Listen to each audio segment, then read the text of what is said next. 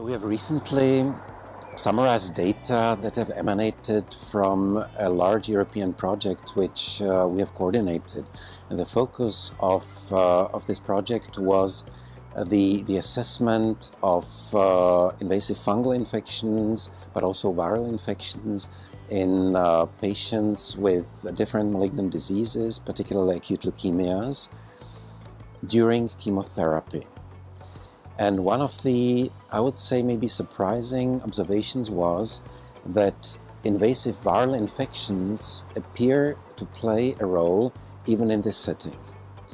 So the role of invasive viral infections is very well established in severely immunosuppressed recipients of allogeneic stem cell transplantation, but it is actually less well appreciated in patients undergoing chemotherapy, because the level of immunosuppression is not as high as in transplant recipients.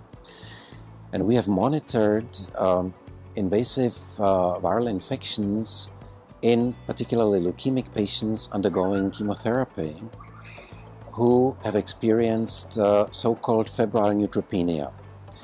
Now, in these instances, the febrile neutropenia is usually attributed to bacterial and fungal pathogens, and treatment is focused on antibiotics and antifungals.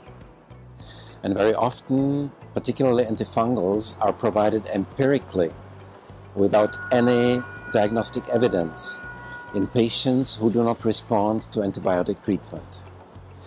Our data show that some patients who display relatively high viral loads in peripheral blood do not show any evidence for bacterial or fungal infections in this setting, and so we believe that the fever could actually be attributable to a invasive viral infection, which can be an exogenous infection or a viral reactivation.